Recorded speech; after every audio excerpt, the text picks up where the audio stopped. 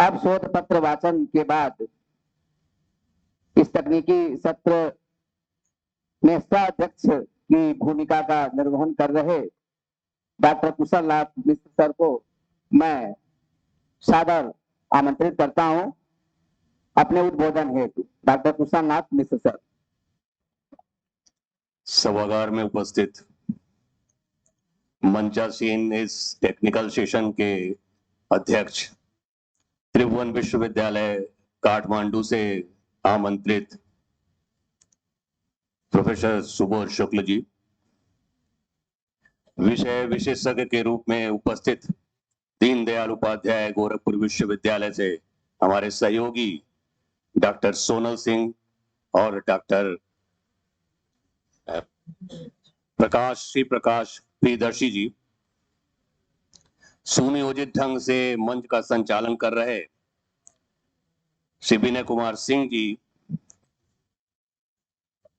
नंदन शर्मा जी जो मंचासीन हैं, नेपाल से आए हुए हमारे विद्वजन, दीनदयाल उपाध्याय विश्वविद्यालय से हमारे शिक्षकगण, शोध पत्र प्रस्तुत करने वाले हमारे शोधकर्मी, शोध छात्र छात्राएं, इस महाविद्यालय के छात्र छात्राएं जो इस सभागार में उपस्थित हैं, सभी को मेरा अभिवादन। इस अंतरराष्ट्रीय जो संगोष्ठी है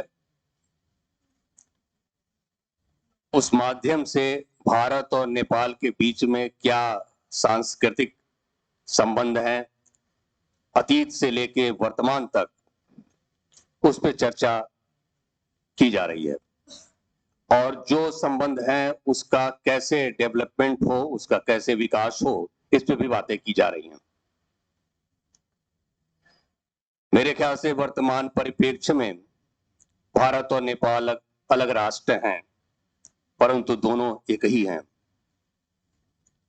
कर्म कांड सहित सभी व्रत, उत्सव, संस्कार जो भारत में मनाए जाते हैं वो नेपाल में भी मनाए जाते हैं।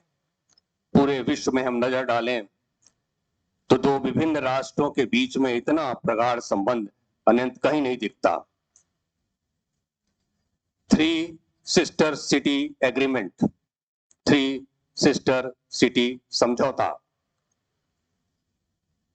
काठमांडू, बनारस,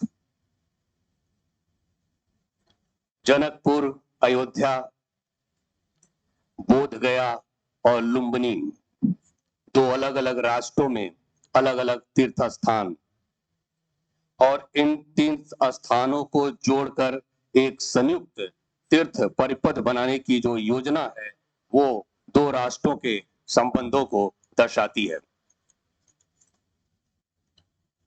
दोनों राष्ट्रों के मध्य में सदियों से चला आ रहा 2000 किलोमीटर का खुला हुआ सीमा और उस सीमा पार से दोनों का खुला परिगमन, निरंतर बढ़ रहे हमारे सांस्कृतिक, आर्थिक, राजनीतिक संबंधों ने जो है वो भारत और नेपाल दोनों देशों में विश्वास और मित्रता को प्रगाढ़ता प्रदान की है।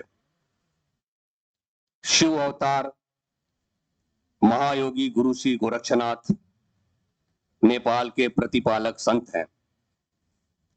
नाथ पंथ के प्रति नेपाल के लोगों में के मन में अगाध प्रेम दोनों राष्ट्रों के शताब्दियों वर्ष पुराने संबंधों को दर्शाता है।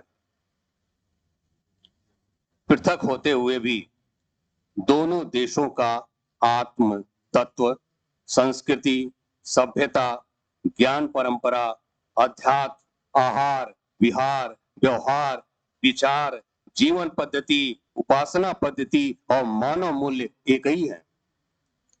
नेपाल की लोक मान्यता है कि भारत में स्थित अगर 12 द्वादश ज्योतिर्लिंग हैं उनके दर्शन कर लिए जाएं तो काठमांडू में स्थित अगर पशुपतिनाथ जी का दर्शन न किया जाए तो मोक्ष नहीं मिलता।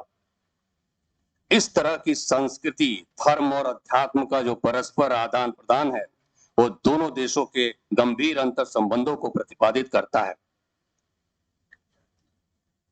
मंच संचालक द्वारा जो समय सीमा हमें अलॉट की गई है, मैं उसको पार कर रहा हूं।